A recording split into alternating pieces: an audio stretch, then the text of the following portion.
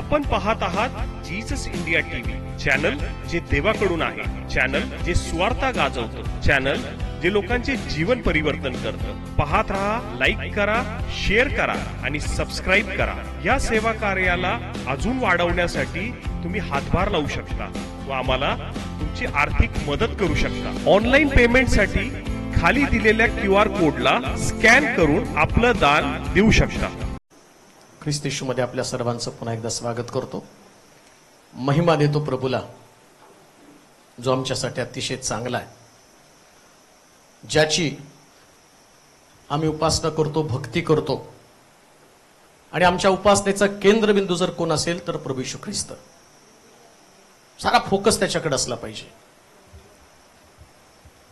सगळ्यामध्ये सैतानाला जर चीड कशाची येत असेल तर देवाचे लोक आराधना त्याची करत असताना त्याला असं वाटतं की त्या लोकांनी त्या आराधनेमध्ये सहभागी होऊ नये. म्हणून येशू ख्रिस्त पृथ्वी तलावर असताना सुद्धा धार्मिक लोक येशू काय सांगतो ते ऐकण्यासाठी जमलेले होते. धार्मिक लोक. बरं, जमण्याचं ठिकाण सुद्धा कोणतं होतं माहिती का? शिमोनाचं घर. येशू ख्रिस्त वधस्तंभी जाण्याच्या अगोदर शेवटचं भोजन, आणि हे शेवटचं भोजन करत असताना प्रभू येशू ख्रिस्त त्या शिमोनाच्या घरामध्ये गेला. वातावरण अतिशय सुंदर. मग त्या उपासनेचा आस्वाद घेण्यासाठी तिथं मरी आली आणि मरियेनं आलाबस्त्र खुपी पोडली आणि येशूच्या चरणावरती अर्पण. उपासनेमध्ये किती फरक आहे. लोक उपासनेसाठी एकत्र जमले, येशू त्या ठिकाणामध्ये अस्तित्वात आहे आणि मरिया त्या उपासनेचा भाग बनत आहे. उपासनेचा भाग बनत असताना जे सर्वोत्तम ते प्रभूला देणं ही एक भावना आहे. आणि दुसरी भावना, जी व्यक्ती उपासना करत आहे त्या व्यक्तीचं अनालिसिस करणं, तिचं पृथक्करण करणं, किंवा ती व्यक्ती कोण आहे. पहा, इकडं मरिया येशूच्या चरणावरती अलाबस्त्र कुपी ओतती. लोक काय विचार करतात याच्यापेक्षा मरिया माझ्या प्रभूला काय पसंत आहे या गोष्टीकडे तिचं लक्ष लागलेलं आहे. आज सकाळी मी तीच गोष्ट तुम्हाला सांगत आहे. तुम्ही उपासनेचा भाग बनता किंवा उपासक कशा पद्धतीने उपासना करतात आणि ते उपासक कुठल्या स्वरूपाचे लोक आहेत. प्रॉब्लेम तोच आहे. उपासना करणारा व्यक्ती, त्या व्यक्तीचं ज्यावेळेस आम्ही पाहतो की ती आलाबस्त्र कुपी येशूच्या चरणावरती ओतत असताना या मरियेच्या पाठीमागे एक पुष्कळ मोठ्या प्रकारचा इतिहास आहे. परंतु ती उपासनेचा भाग बनत आहे आणि ती आलाबस्त्र कुपी फोडती आणि दुसरे लोक जे येशूचं ऐकण्यासाठी आणि उपासना करण्यासाठी आले. मग आता उपासना महत्वाची का व्यक्ती महत्वाची? येशू महत्वाचा आहे ना. येशू महत्वाचा आहे. परंतु कधी कधी सुरुवातीलाच मी तुम्हाला सांगितलं की सैतान मनुष्याच्या डोक्यामध्ये विचार घालण्याचं काम करत असतो, डिस्टर्ब करण्याचं काम करत असतो. परंतु मरियेचं मला कौतुक वाटतं, लोक काय विचार करतात याचा विचार न करता माझ्या प्रभूला काय आवडतं ही तिची भावना आहे. आज सकाळी तीच भावना घेऊन आम्ही देवाकडे जायचं. आता बघा, इकडे या लोकांनी त्या मरियेकडे पण होते, ही स्त्री कोण आहे हे जर त्याला कळलं असतं तर त्यानं हात पण लावू दिला नसता. आणि वास्तविक पद्धती तशी होती, पण येशूनं तिचं परिवर्तन केलं होतं, तिचं जीवन बदललं होतं. येशू प्रत्येकाचं जीवन बदलत असतो. प्रत्येकाचं, बरं का, प्रत्येकाचं जीवन बदलावंच त्याला वाटतं आणि मग त्यानं तिचं जीवन बदललं. आता या लोकांनी, हे धार्मिक लोक आहेत आणि धार्मिक लोक चुकीच्या पद्धतीनं येशूला त्या आपल्या भावना प्रेझेंट करत आहे. उपासनेमध्ये आपल्या भावना देवापर्यंत कधी पोचू देऊ नका, जे तुमच्या मनामध्ये चाललेलं आहे. प्रॉब्लेम काय माहिती का? आमच्या मनामध्ये काहीतरी चाललेलं असतं आणि त्या आमच्या भावना आम्ही उपासनेमध्ये व्यक्त करत असतो. परंतु उपासनेमध्ये तुमच्या मनाच्या भावना नव्हे तर तुमच्या मनातला भाव प्रगट होणं गरजेचं आहे. भावना आणि भावमध्ये फरक आहे. भावनामध्ये आमच्या डोक्यामध्ये काहीतरी विचार असतात, पण भावामध्ये सगळं समर्पण असतं. सगळं समर्पण प्रभूला करायचं. आता इकडे येशू त्या मरिये संबंधानं काय म्हणतो का, हिनं जे केलं हे माझ्या उत्तर कार्यासाठी केलं. जिथं जिथं माझं नाव जाईल तिथं हिचं नाव माझ्याबरोबर जोडलं जाईल. कोणाचं नाव जोडलं जातं? जे उपासनेमध्ये आपल्या स्वतःला विसरतात त्यांचं नाव ख्रिस्ताशी जोडलं जातं. चर्च नका नाव जोडलं जाऊ द्या, शिलोचे मेंबर नका म्हणू. मी ख्रिस्ताचा उपासक आहे. हालेलुया. ख्रिस्ताचा उपासक, आणि ख्रिस्ताचा उपासक असणं हा सगळ्यात मोठा लाभ आहे. एखाद्या चर्चची मेंबरशिप नाही महत्वाची. मी ख्रिस्ताचा उपासक, आणि ख्रिस्ताची उपासना करताना ख्रिस्त केंद्रित जीवन असलं पाहिजे. मग याचा परिणाम काय होतो माहिती? आज माझा विषय पण खूप सुंदर आहे. तो नीचावस्था जनास उच्च करतो. फार सुंदर आहे. जे खाली राहतात त्यांना देव वर नेतो. देवाला वाटत नाही की त्याच्या लोकांनी खाली असावं. मला वाटतं योबाचं पुस्तक त्याचा 5वा अध्याय 9 ते 11 वचन आपण वाचणार आहोत. योबाचं पुस्तक 5वा अध्याय आणि त्याचं 9 ते 11 वचन. तो अतर्क्य महत्कृत्य करतो. मी तो अगणित अद्भुत कृत्य करीतो. अगणित अद्भुत कृत्य करीतो. तो पृथ्वी तलास उदक देतो. पृथ्वी तलास उदक देतो. शेतांना पाणी पाठवतो. शेतांना पाणी पाठवतो. तो नीचावस्थ जनास उच्च करीतो. शोकग्रस्त शोकमग्न उन्नत होऊन समृद्धी पावतात. पहा, देव इतका अद्भुत देव आहे की तो म्हटला तो अगणित असे कृत्य करतो. म्हणजे गणती नाही बरं का. कधी कधी आम्ही एका मर्यादित साक्षीपुरतं जीवन जगत असतो. एखादी साक्ष घडली, आम्ही समाधानी, त्या साक्षीवरती आमचं आयुष्य व्यतीत करत असतो. कधीतरी देवानं तुम्हाला दिलेला आशीर्वाद. पण बायबलमध्ये असं दिलं की देव अगणित अशा साक्षी घडवतो. अगणित साक्षी घडवतो. तर या साक्षीची आशा कोणाला? मुळामध्ये या साक्षींची आशा कोणाला असणार आहे? शास्त्र सांगतं तो इतका अद्भुत आहे की तो म्हणतो त्याचं लक्ष कोणाकडे? नीचावस्थेमध्ये असणाऱ्या लोकांकडे, ज्यांना आशा नाही, जे गरीब कमजोर आहेत, जे दलदलीमध्ये अडकलेले आहेत, जे कर्जामध्ये अडकलेले आहेत, ज्यांना समाजानं नाकारलेलं आहे, ज्यांची अवस्था बदलण्याची ताकद कोणामध्ये नाहीये, ज्यांना स्वतःची शक्ती नाहीये, ज्यांच्याकडे पाहिल्यावर लोक वेगळा विचार करत आहे, त्यांना कधीच वाटत नाही की या लोकांचं कधी भलं होणार नाही. ऐका, कधी कधी लोक तुमच्याविषयी विचार करत असताना असाही विचार करत असतील यांच्या बाबतीत हे असंच घडणार आहे. कधी कधी लोक तुमच्याविषयी विचार करताना असं म्हणतील की तुमची परिस्थिती कधी बदलणार नाही. तुमच्या परिस्थितीबद्दल लोक तुम्हाला दोष देतील, परंतु देव तुमच्या परिस्थितीवर बारकाईने लक्ष ठेवून असतो.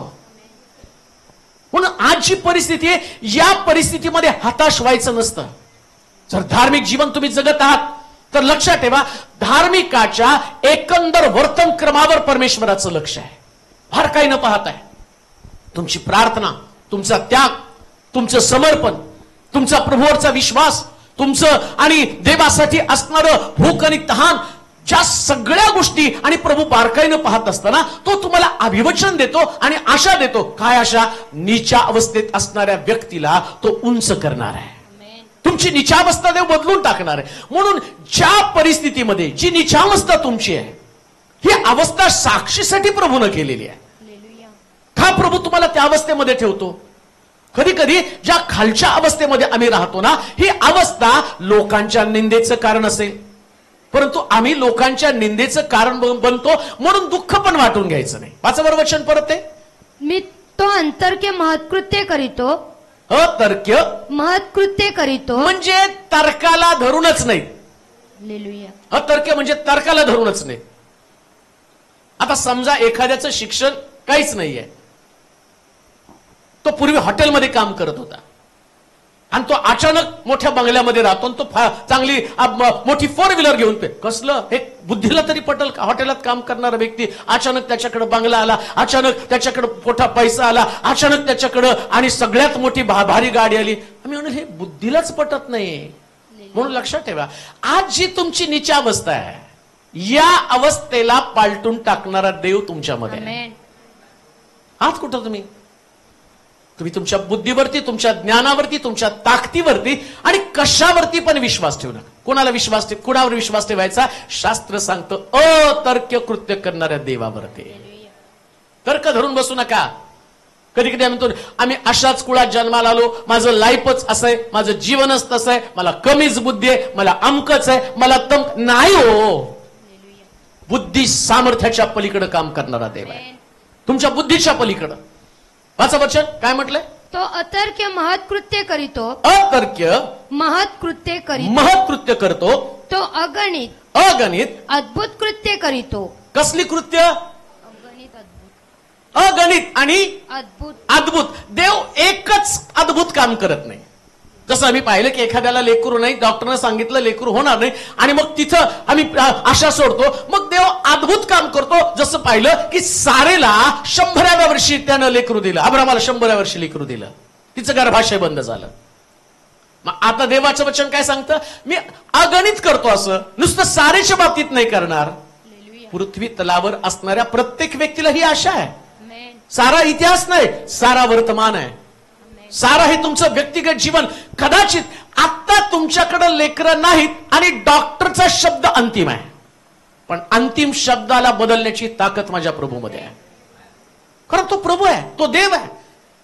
मग देवावरती विश्वास ठेवा. मला चांगलं आठवतं की 2 आठवड्यापूर्वी आपल्या चर्चमध्ये फलटणवरून 2 मुली आल्या होत्या.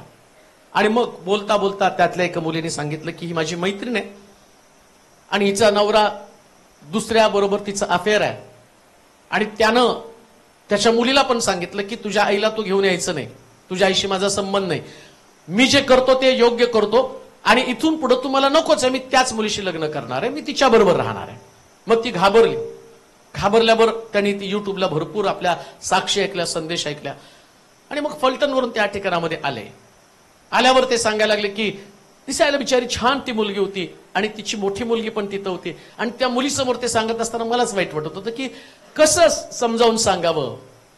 ते म्हटले की माझा नवरा मला जवळ करत नाही, माझ्याशी भाषा पण करत नाही, माझ्याशी बोलत पण नाही. पण ते म्हटले फार आशेनं आम्ही तुमच्या चर्चमध्ये आलो की प्रभूनं त्याचं मन बदलावं. आणि मग त्यांच्यासाठी प्रार्थना केली. प्रार्थना केल्यावर ती घरी गेली आणि आज सकाळीच त्यांचा मेसेज आला, त्या मुलीचा मेसेज आला, देवानं तुमच्या मंदिरामध्ये आम्हाला खाली हात नाही पाठवलं. त्या मुलीचा नवरा परत तिच्याशी बोलायला लागला, दोघं एकत्र राहायला लागले. का तर तो अद्भुत अगणित अतर्क्य कृत्य करतो. कुठली आशा सोडूच नका ना. परिस्थिती बदलण्याची ताकद त्याच्यामध्ये आहे. म्हणून लक्ष इकडं तिकडं तुमचं विचलित होऊ देऊ नका. प्रॉब्लेम काय माहिती का? जेव्हा परिस्थिती भयानक बनते ना, आमचं लक्ष विचलित बनतं. विचलित होतं आमचं लक्ष आणि आम्ही आमच्या परिस्थितीवरती जास्त विश्वास ठेवतो, देवावरचा आमचा विश्वास कमी होतो. आणि दुसरी गोष्ट, आम्हाला असं वाटतं की देवाकडं लिमिटेड अशा प्रकारचे आशीर्वाद आहे. देवाकडे लिमिटेड आशीर्वाद नाहीये. देवाकडे अनलिमिटेड पॅक आहे. अनलिमिटेड पॅक तुम्हाला मोबाईलचं वरून कळतं नाही का? किती पण बोला. तसं देवाकडे मागायचं तर किती पण मागा, किती पण साक्षी तुम्ही अनुभवणार आहात आणि तुमच्या बुद्धीच्या पलीकडे. म्हणून एक गोष्ट ध्यानात ठेवा, मी सारा फोकस देवाकडे केला पाहिजे. सगळा फोकस आपल्या परिस्थितीकडे पाहू नका बरं का. काही उदाहरणं पवित्र शास्त्रातनं पाहणार आहोत.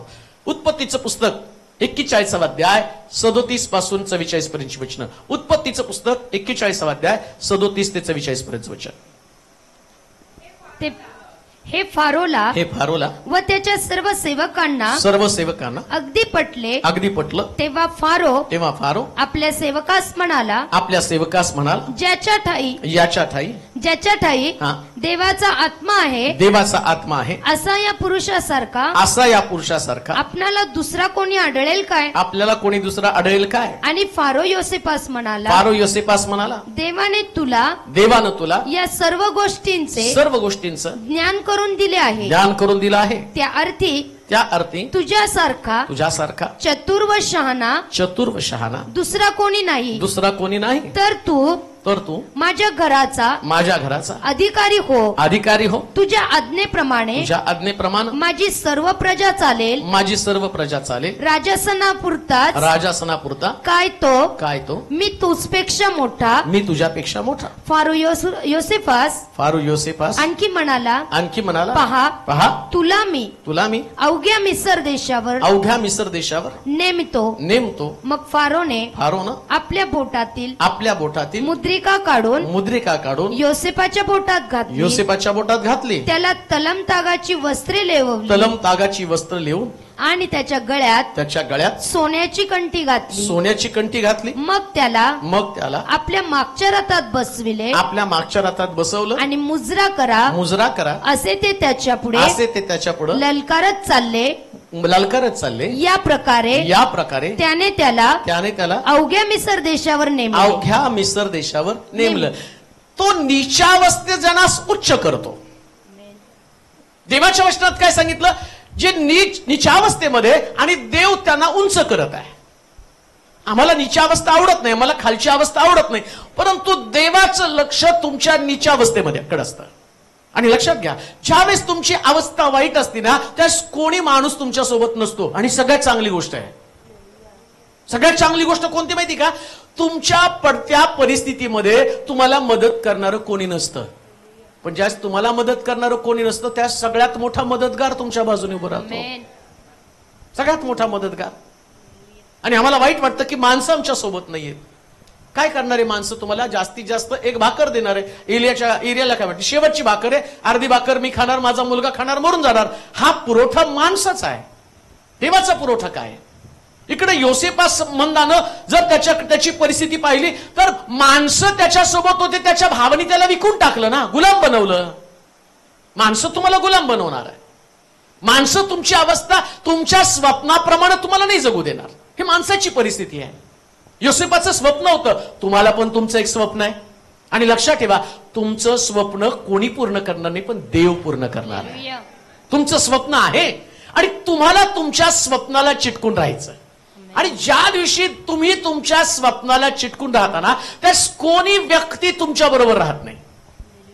इकडं ज्यावेळेस देवानं योसेपाची नीचावस्था काढली, तर या योसेपाला त्यानं तलम वस्त्र दिली. आणि त्याच्या भावाने काय केलं? त्याचं चांगलं वस्त्र काढलं आणि त्याला दुसरं फाटकं वस्त्र घातलं. हे लोकांचं काम आहे. लोक तुम्हाला खालच्या अवस्थेमध्ये टाकतात, तुम्हाला खालच्या अवस्थेमध्ये पाहतात, पण देवाचं काम तुम्हाला त्यातनं बाहेर काढणं आहे. म्हणून कधीच लोकांकडे पाहू नका, कधी लोकांचा विचार करू नका. माझ्या भावाने मला खड्ड्यात घातलं, माझ्या भावाने माझं स्वप्न पूर्ण होऊ दिलं नाही. कधी कधी काही लोक म्हणतात नाही का, फार शिकून मोठं व्हायचं होतं, पण कुटुंबाच्या जबाबदाऱ्या, आमच्या घरातल्या लोकांनी मला पुढे जाऊ दिलं नाही, अमकं झालं नाही, तमकं झालं नाही. अरे तू घरातल्या लोकांकडे पाहिलं, तू देवाकडे नाही पाहिलं ना. देवाकडे पाहिलं असतं तर देव तुला कुठे घेऊन गेला असता. तुला काय वाटतं की देवानं जन्माला घालताना तुझ्या कपाळावर शिक्का गुलाम म्हणून पाठवलं का? लाचार म्हणून पाठवलं का? कुठंतरी आपलं रडत खडत जीवन जगावं या उद्देशानं देवानं तुला पाठवलं का? देवासाठी देवाकडे तुझ्यासाठी परफेक्ट प्लॅन आहे. आणि परफेक्ट प्लॅन येईपर्यंत तुम्हाला तुमच्या नीचावस्थेमध्ये राहावं लागणार आहे. मुळामध्ये ज्यास आम्ही प्रभूचा स्वीकार करतो ना, हा प्रभूचा स्वीकार करणं म्हणजे आमची अवस्था बदलणं. प्रभूचा तुम्ही स्वीकार केला म्हणजे तुमच्या अवस्थेला पोषक वातावरण निर्माण केलेलं आहे. वाचा बरं वचन परत, ते 37 वचन. हे फारोला व त्याच्या सर्व सेवकांना अगदी पटले. ऐका, एक दिवशी तुमचं कुणाला काहीच पटत नसतं. तो एक समय असतो की तुम्ही काय बोललं तर लोक तुम्हाला विरोध करतात. आणि कधी कधी आम्हाला कोणालाच आमचं पटत नाही, म्हणून आम्ही म्हणतो की जाऊ द्या बाबा, आता कोणाला काही बोलायला नको. पण पटणारे लोक तेवढ्या लायकीचे नसतात. येतं का लक्षात? एक दिवस तुमचं बोलणं राजाला पटतं. जो सगळ्यात मोठा आहे ना, त्या व्यक्तीला तुमचं बोलणं पटतं. मग तुम्ही त्या लोकांकडे बघता की जे विरोध करणारे लोक आहेत तुम्हाला. आणि लोकांचं काम तुम्हाला विरोध करणं आहे. लोकांना कशाला वाटतं तुम्ही राजा व्हावं? लोकांना कशाला वाटतं तुम्ही चांगल्या गाडीमध्ये फिरावं? लोकांना कशाला वाटेल तुम्ही मोठ्या बंगल्यामध्ये राहावं? लोकांना तर वाटतं तुम्ही झोपडीत राहावं. पण देवाला नाही वाटत ना तुम्ही झोपडीमध्ये राहावं. देवाला वाटतं तुम्हाला झोपडीत न काढून राजगादीवरती बसवावं, मोठ्या महालामध्ये त्याला न्यावं. म्हणून लक्षात घ्या, एक दिवसाची वाट पहा, तो दिवस वाट पहा की ज्या दिवसामध्ये तुमचं बोलणं लोकांना नव्हे तर तुमच्या बोलण्याचे शब्द राजाला सुद्धा पटतील. नीचावस्था देव बदलून टाकणार आहे. म्हणून नीचावस्थेमध्ये सुद्धा देवाला विश्वासू राहा. वर जायचंय ना, मग देवाला विश्वासू राहा. योसेफ कठीण परिस्थितीमध्ये देवाला विश्वासू राहिला. नीचावस्थेला जात असताना एवढी नीचावस्था त्याची झाली की तो बलात्कारी पुरुष म्हणून ओळखला गेला. बंदीशाळेमध्ये त्याला टाकलेला आहे. मानहानी तर तुमची होणारच आहे. अपमानित जीवन जगावंच लागणार आहे. पण लक्षात ठेवा, कोणी व्यक्ती तुम्हाला अपमानित करत असेल, तुमची निंदा करत असेल, किंवा तुम्हाला बंदिशाळेमध्ये टाकत असेल, तुम्हाला बंदिस्त करत असेल, तर बंदिस्तपणा हा तुम्हाला वर जाण्याचा एक अनुभव आहे. एक दिवस त्या अनुभवातून तुम्ही बाहेर पडणार आहात. म्हणून आपल्या परिस्थितीला दोष देऊ नका. योसेफ त्या घरामध्ये असताना आणि कुठल्याही प्रकारचा दोष त्याने दिला नाही. आपल्या भावाने विकलं याच्याबद्दल पण त्यानं त्या दोष दिला नाही. त्याला माहिती माझ्याकडे स्वप्न आहे, माझं स्वप्न ज्या देवानं मला दिलं आणि तो देव माझं स्वप्न पूर्ण करण्यासाठी समर्थ आहे. तुमचं हर एक स्वप्न, तुमचं व्हिजन आणि पूर्ण करणारा देव आज सकाळी या मंदिरामध्ये आहे. म्हणून लक्षात ठेवा, नीचावस्थेमध्ये कुठल्याही प्रकारे कोणाला दोष देऊ नका. कठीण परिस्थितीमध्ये देवाला विश्वासू राहा. आजची जी परिस्थिती तुमच्यासाठी कठीण असेल, आज तुम्हाला विश्वास ठेवण्यासारखी परिस्थिती नसेल, कुटुंबातलं वातावरण खराब असेल, अपयशानं तुम्ही खचून गेलेला असाल, लोकांनी तुम्हाला नाकारलेलं असेल, पुष्कळ प्रयत्न करता पण हाती काही लागत नाही, अशा प्रकारची तुमची अवस्था असेल, जेवढं तुम्ही धार्मिक बनण्याचा प्रयत्न करता तितकं नाकारलं जाण्याची शक्यता तुम्हाला आहे. आणि अशा परिस्थितीमध्ये हतबल एकाकी जीवन, संघर्षाचं जीवन, लढत करत जीवन जगत आहात की त्यावेळेस तुमचा विश्वास तुम्हाला टिकून ठेवणं फार कठीण आहे. तुम्हाला तुमचं प्रार्थनेचं जीवन टिकून ठेवणं फार कठीण आहे. परंतु लक्षात ठेवा, एक समय असा येईल की तुमचं देवावरचं विश्वासूपण हेच लोकांना तुमच्या कौतुकाचं कारण बनेल. आज जे लोक तुम्हाला नावं ठेवत आहेत, आज जे लोक तुमच्या बुद्धीला दोष देत आहेत, आज जे लोक तुमच्या परिस्थितीला दोष देत आहे, आज जो तुमचा संघर्ष चालू आहे, या संघर्षामध्ये तुम्हाला कदाचित फेल्युअर, तुम्हाला कदाचित अपयशी, तुम्हाला कदाचित आणि कर्जबाजारी अशा प्रकारे बोलत असतील, पण एक समय त्याची वाट पहा. मला आठवतं, परवाच एका व्यक्तीनं अनेक दिवसापासून तुम्हाला मेसेज करत होता, कॉल करत होता. तो म्हटला, बिझनेसमध्ये मी फार फेल्युअर झालेलो आहे, सगळं कोरोनामध्ये माझा बिझनेस ठप्प झाला, सगळं काही उद्ध्वस्त झालेलं आहे, खूप संघर्ष करतो पण माझा बिझनेस आता पहिल्यासारखा होत नाही, मला पॅकअप करण्याचा समय आलेला आहे. परंतु एक शेवटची आशा आहे, तुम्ही प्रार्थना कराल. पुष्कळ साक्षी त्या युट्यूबवरती ऐकत आहे, स्टेटसवरती तुमच्या पाहत आहे. मला असं वाटतं, एक जर तुम्ही माझ्यासाठी प्रार्थना केली तर प्रभू पुन्हा मला त्यातनं बाहेर काढेल. म्हटलं, मी संघर्ष करतो परंतु माझ्या घरातलेच लोक मला हसत आहेत, ते म्हणतात तू फेल्युअर आहे, तू काहीच करू शकत नाही. आणि तो म्हटला की मी या सगळ्या शब्दानं आणि माझे कान किटून गेले, मला ऐकून ऐकून नकोसं वाटायला लागलंय आणि मला असं वाटतं की इतकं फेल्युअर जीवन मी कसं जगावं. आणि बिचाऱ्यांनी इतकं रडून रडून ते सांगत असताना तो म्हटला, पाळक साहेब प्लीज माझ्यासाठी प्रार्थना करा. एकच शेवटची आशा आहे, तुम्ही प्रार्थना कराल आणि परिस्थिती बदलेल. मी देवाकडे रडबदली केली, देवा या व्यक्तीचं असणारं स्टेटस बदलून टाक, तो अपयशातनं यशाकडे घेऊन जाणार देव आहेस. या व्यक्तीच्या जीवनामध्ये असा काही बदल कर की बोलणाऱ्याची तोंड बंद होऊन जाईल. आणि काल त्याचा मला मेसेज आला, त्यानं सांगितलं, पास्टर माझा फेल्युअर बिझनेस प्रभूनं पुन्हा उभा केला, आता झपाट्यानं त्याच्यामध्ये प्रगती होत आहे, जबरदस्त त्याच्यामध्ये प्रगत होईल. देव सगळं काही करण्यासाठी समर्थ आहे. फेल्युअर बद्दल पण दुःख करू नका, फक्त देवाला विश्वासू राहा, आशा सोडू नका. कारण तो म्हणतो, नीचावस्थेमध्ये असणाऱ्या जनास तो उच्च करतो.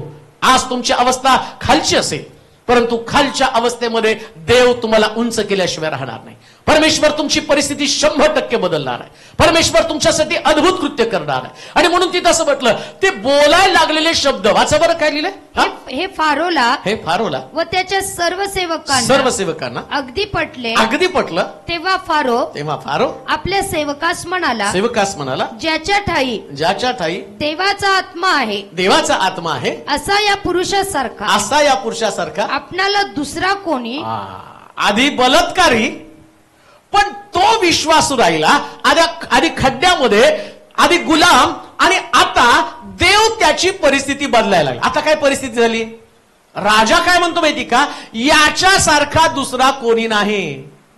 आज एक तुमच्यासाठी आनंदाची बातमी सांगतो, ज्या अवस्थेमध्ये तुम्ही आहात, एक दिवशी तुमच्यासारखी चांगली अवस्था जगात कोणाचीच नसणार आहे. आणि हे करण्यासाठी तुमचा देव समर्थ आहे. किती आशा आहे नाही का. आज कर्जवाले तुमच्या दारात उभे थांबलेले असतील, एक दिवशी तुम्ही त्यांना नोटा वाटणार आहात. आज कर्ज आहे, ते दारात थांबलेले वसुलीसाठी. एक दिवशी लोक तुमच्या दारात रांग लावतील काहीतरी घेण्यासाठी. ही परिस्थिती देव करतो ते. म्हणून या कर्जाच्या परिस्थितीमध्ये पण हातबल व्हायचं नाही, देव नेतो त्या अवस्थेमध्ये. आणि या अवस्थेला बदलून टाकणार आहे प्रभू एक दिवस, असं लिहिलंय शास्त्रामध्ये. त्या ठिकाणामध्ये असं म्हटलं गेलं, हा जो व्यक्ती आहे याच्या ठाई असणारा आत्मा दुसऱ्या कोणामध्ये सुद्धा नाही. म्हणून स्वतःची तुलना कोणाबरोबरच करू नका. कधीच कोणाशी तुलना करायची नाही. मी स्वतःला नेहमी म्हणतो असतो मी वन पीस आहे. आम्ही नेहमी म्हणतो, सकाळी उठल्या उठल्या मी आरशात बघून मस्त तेलो रे वन पीस, आरशात बघून म्हणत असतो. मला माहिती मी वन पीस आहे, माझ्यासारखं दुसरं कोणीच नाहीये. याचा अर्थ मी दुसऱ्याला तुच्छ मानतो असं नाहीये, पण माझ्या प्रभूच्या शब्दावर माझा विश्वास आहे, माझ्या देवाचा माझ्यावर विश्वास आहे. का मी स्वतःला कमजोर म्हणावं? बरं, तुमच्या निचावस्थेला बदलणारं देवाचं वचन आहे. कशात सांगितलं ना, मी निचावस्थेत असणाऱ्या मनुष्याला उच्च करतो. मग सकाळी उठून तुम्ही स्वतःविषयी का असं बोलत नाही? का तर लोक तुमच्याविषयी वाईट बोलतात म्हणून तुमचं मत तुम्ही तसं केलं. पण तुम्हाला कुठं माहितीये लोकांचं मत एक दिवशी बदलणार आहे. जे लोक आधी याला गुलाम म्हणत होते, आता राजा काय म्हणतो, मी नुसता नावाला राजा, तो अधिकारी, आता गुलाम बनला अधिकारी. आणि याला बनवलं कुणी? अधिकारी देवानं बनवलेलं आहे. म्हणजे तुम्हाला आशा काय, तुमची नीचावस्था देव बदलणार आहे. मग कधी बदलणार आहे? नीचावस्थेमध्ये फक्त स्वप्न पाहत राहणं हे तुमच्या हातामध्ये आहे. खालच्या अवस्थेमध्ये पण स्वप्न बघायचंय. पत्र्याच्या खोलीमध्ये राहताना आणि तुम्ही बंगल्याचं स्वप्न बघायचंय. सायकलवर चालताना फोर व्हीलरचं स्वप्न बघायचंय. कर्जबाजारी असताना तुम्ही लोकांना देणार आहे हा विश्वास तुमच्यामध्ये असला पाहिजे. तुम्ही बेकार असताना तुमच्याकडे गव्हर्नमेंटची सगळ्यात भारी नोकरी आहे आणि तुमच्या दिमागीला तुम्ही बेल मारली तर त्या ठिकाणामध्ये आणि शिपाई पळत येणार आहे असं स्वप्न तुम्ही बघितलं पाहिजे. आता तुमचं बुद्धी चालत नाही, पण तुम्ही एक दिवशी असा विचार करत राहा, रोज सकाळी उठल्यावर हा विचार करायचा, जरी माझी बुद्धी चालेल तर माझा बिझनेस चालेल आणि माझा बिझनेस बुद्धिमान लोकांना सुद्धा थक्क करणारा बिझनेस असेल. का? नीच्या अवस्थेमध्ये असणाऱ्या लोकांना तो उंच करतो. म्हणून लक्षात ठेवा, तुमची परिस्थिती लोक काय बोलतात त्या शब्दाकडे लागू देऊ नका. लोक कधीच तुमच्याविषयी चांगलं बोलत नाही आणि लोकांची चूक नाहीये ती. लोक माहितीचं अनालिसिस करतात आणि त्याच्यावर तुम्हाला ठरवून टाकतात तुम्ही काय आहे. समजा एखाद्या व्यक्ती चर्चमध्ये आला आणि त्याच्या दारामध्ये जर भरपूर देणेकरी थांबले तर तुम्ही काय म्हणता, अरे कर्जबाजारी आणि सगळ्यांचे पैसे बुडवलेले आहेत. हे तुमचं मत झालं आणि ते बरोबर पण आहे, तुम्ही पाहता त्याच्यावर विश्वास ठेवता. पण देव बदलणारा देव आहे. तो अशा गोष्टी तुमच्या जीवनात घडवतो की त्या गोष्टी लोकांना थक्क करणाऱ्या आहेत. अतर्क्य कृत्य करतो तो. मग तुम्ही म्हणाल, एक दिवशी आमच्या दारात सावकार होते, आमच्या घरामध्ये सुद्धा काय होतं, आमच्या घरामध्ये भांडे सुद्धा सावकार घेऊन जात होते. कर्जबाजारी होती आमच्या, कितीतरी कर्ज, सारखं त्याच्याकडे कर्ज असायचं. वडील दारू पिणारे असल्या कारणानं भांडे घेऊन जात होते. काहीतरी विकून घर चालवावं लागत होतं, कुणाकडून तरी उसने आणावं लागत होते पैसे. मग आता ती अवस्था आहे का? निच्या अवस्थेमध्ये आमची तर आशा सगळी संपलेली होती. कदाचित त्या काळामध्ये मी गुन्हेगार झालो असतो. ज्या घरातली परिस्थिती आहे, अशा प्रकारचं घरातलं वातावरण आहे, घरामध्ये कोणी शिकणार नाहीये. दोन्ही भाऊ जे होते ते पण गुन्हेगार होते. मोठा भाऊ तो पण गुन्हे करणारा, बॉडी बिल्डर, रस्त्यात जाता येतात कोणाला पण मारणारा होता. धाकटा होता तो पण तसाच मारामाऱ्या करणार होता. घरामध्ये हातारा घेऊन येत होता. मग का सगळी गुन्हेगारी पार्श्वभूमी, कसली परिस्थिती बदलणार आहे? घरामधले वातावरण कुठलं आहे? रोज कधी शाळेला जाताना तिथं एक ख्रिश्चन गल्ली असायची आणि मी शाळेला जाताना ते म्हणायचे, अरे काय तुमची भांडणं, तुम्ही ख्रिस्ती आहात, 2-2 वाजेपर्यंत रात्री तुमची भांडणं चालते. कुठली आशा आहे? कोण परिस्थिती बदलणार आहे? परंतु त्या परिस्थितीमध्ये देव जर आम्हाला भेटला नसता तर आमची परिस्थिती वाईट झाली असती. मग आशा सोडता का तुम्ही? लोकांचे शब्द बदलण्याची ताकद देवामध्ये आहे. आज जे लोक मला तिथं बोलत होते, आज तेच लोक मला फोन करून सांगत आहे, अरे प्रभूनं तुला एवढं उंच केलं का? लोकांचे शब्द देव बदलतो. म्हणून लोक काय बोलतात ना याच्याकडे अजिबात ऐकू नका, दुर्लक्ष करा. त्या समयाची वाट पहा, त्यास लोक म्हणतील तुम्ही जगातली सर्वोत्तम व्यक्ती आहात आणि तुम्ही बेस्ट आहात. तुम्ही बेस्ट आहात. जोरात आमेन म्हणावं. तुम्ही बेस्ट आहात. आणि लोक हे बोलणार एक दिवशी, कारण देव नीचावस्थेमध्ये असणाऱ्या लोकांना कोण करतो? देव. तुमचा भाऊ, तुमची आई, तुमचे नातेवाईक, तुमचा बॉस तुम्हाला मोठं करणार नाही, पण जो सगळ्याचा बॉस आहे तो तुम्हाला मोठं करणार आहे. सगळ्याचा बॉस तुम्हाला उंच करणार आहे, मोठं करणार आहे. काही वेळेस जी परिस्थिती असते ना ती तुमच्यासाठी आशादायी नसेल. पुढे वाचा बरं.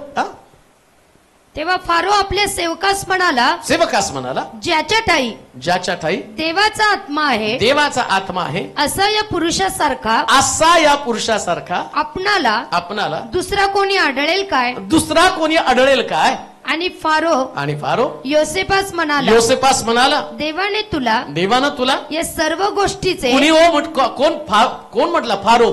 काय म्हटला फारो? काय साक्ष आहे त्याची?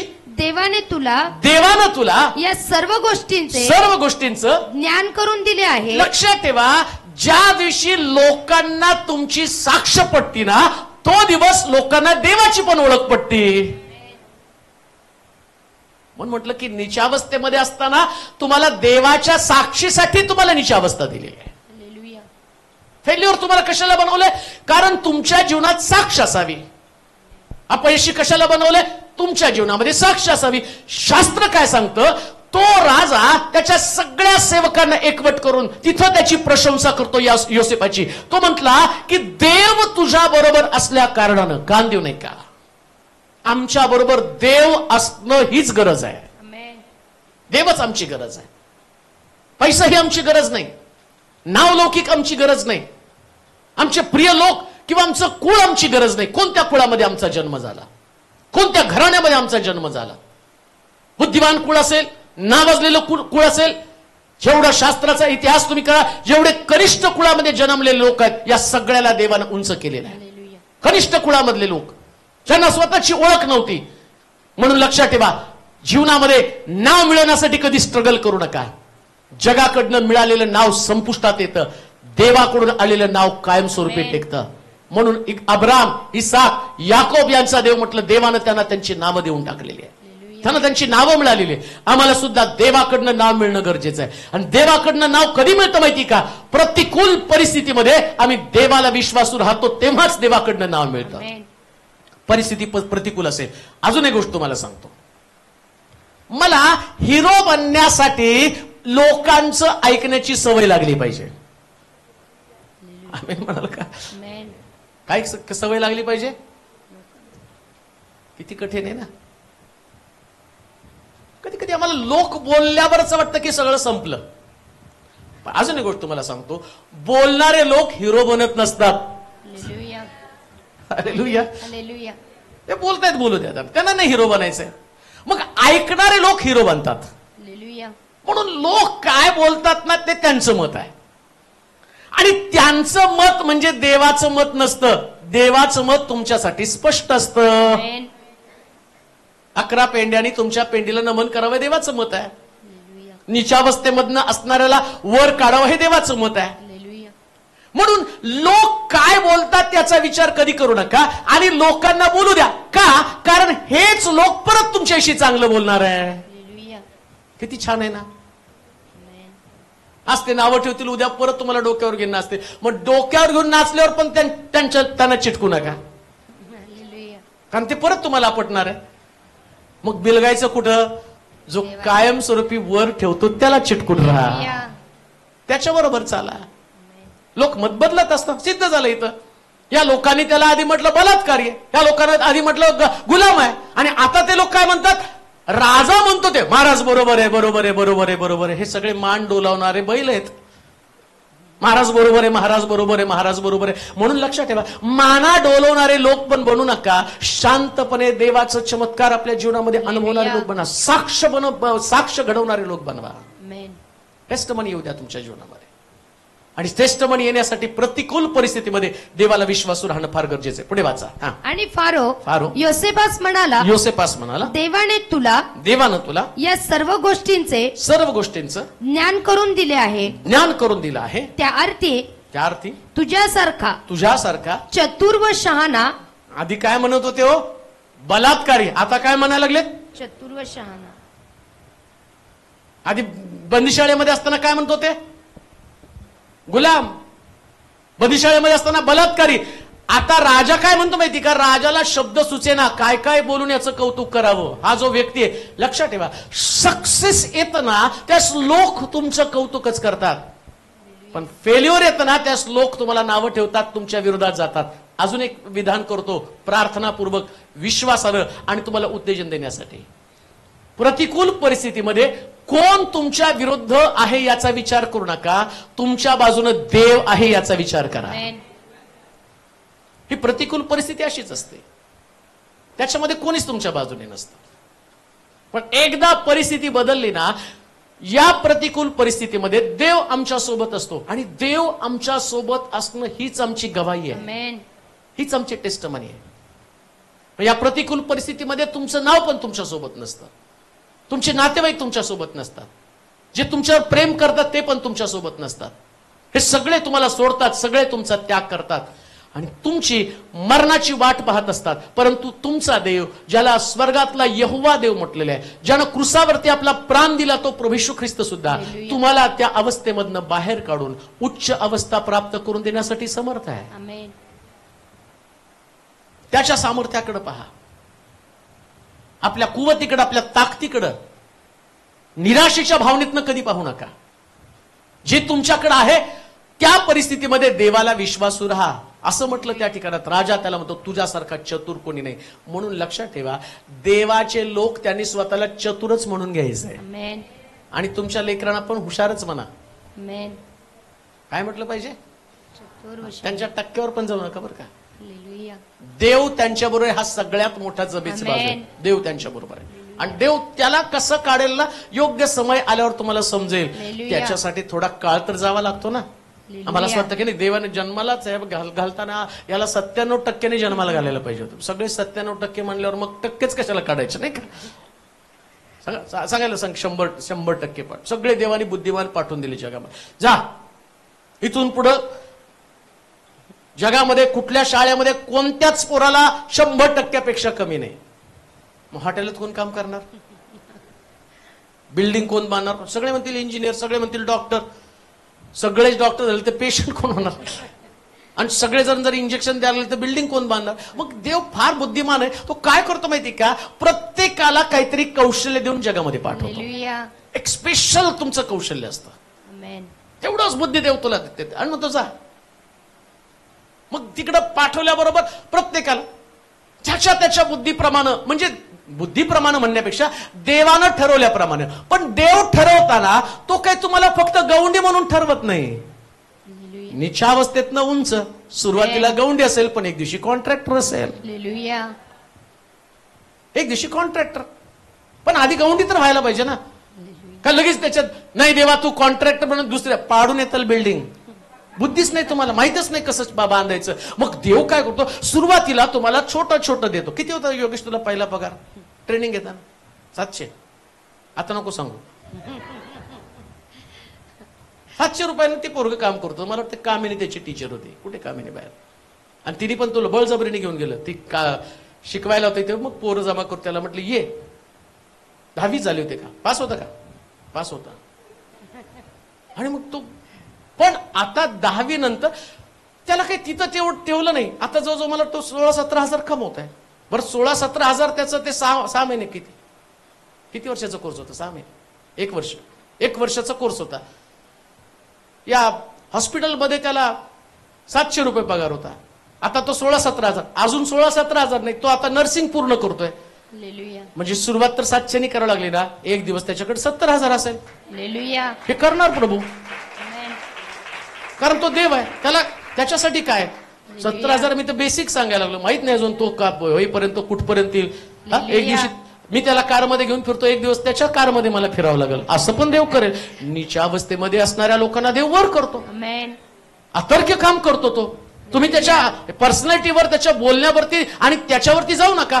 देवाला जे करायचं ते देव करतो आमेन. आणि ते करणारच आहे. आमेन. बरं, देव त्याच्यासाठी माझं मत पण विचारायला येणार नाही. असं तेलोर आहे आणि मी तुमच्या त्या योगेशला आणि चांगलं पद देऊ का? मी म्हणलं देवा दिलं तरी माझ्यासारखी गाडी देऊ नको, जरा कमी दर्जाची गाडी. देव तेवढं पण विचारला जात नाही, गपचूप काम करतो. आणि शेवटी मला प्रश्न पडेल, योगेशची इसकी सफेदी मेरे से बेतीसी कैसी जाता? हालेलुया. अरे याचं काम देवानं माझ्यापेक्षा जास्त. अरे मला लोकांना दाखवून द्यायचं मी देव आहे. आमेन. मी काय पण करू शकतो.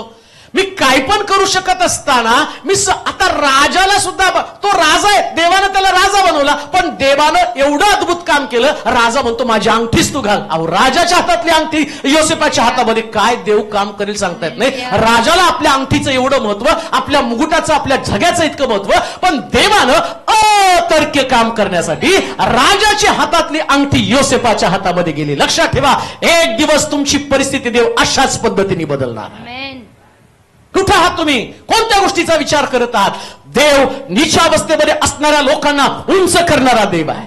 त्याला तुमची अवस्था पालटून टाकायची, त्याला तुमचं घर बदलून टाकायचंय, त्याला तुमचं जीवन बदलून टाकायचंय, त्याला तुमचे विचार बदलून टाकायचे, त्याला तुमच्या जीवनातल्या असणाऱ्या प्रत्येक घडामोडी आणि त्या घडामोडी लोकांसाठी प्रेरक असाव्यात. जगातली प्रत्येक व्यक्ती देव घडवत असताना या व्यक्तीच्या द्वारे साक्ष घडावी आणि या साक्षीच्या द्वारे राष्ट्र देवाकडे वळावी, याच्यासाठी देव काम करत असतो. आणि म्हणून लक्षात ठेवा, तुम्ही साधे सुधे लोक नाही, तर तुम्ही साक्ष कॅरी करणारे लोक आहात, तुम्ही साक्ष वाहणारे लोक आहात, की तुमची साक्ष पाहून लोक देवाचा धन्यवाद करतील. बायबल सांगतं, राजा त्याला म्हणत आहे की तुझ्या ठाईच असणारं चतुर पण कोणामध्ये सुद्धा ते नाही.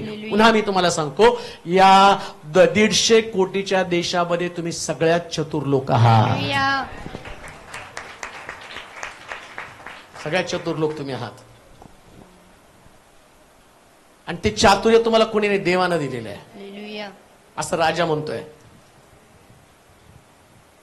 आपल्या जीवनाचं इतकं बेकार प्रकारे विश्लेषण करत बसू नका. काही घटना जीवनामध्ये अशा घडतात की त्या असं वाटतं की माझ्या वाटेला हे दुःख का आलं, माझ्या जीवनामध्ये हे असं का फेल्युअर आलं, का अपयश आलं, का मी अशा प्रकारच्या दरिद्री अवस्थेमध्ये आहे. अहो, देवाला तुमची अवस्था बदलून लोकांसमोर तुम्हाला साक्षीच्या रूपाने प्रेझेंट करायचंय ना, आणि त्याच लोक तोंडात बोट घालतील.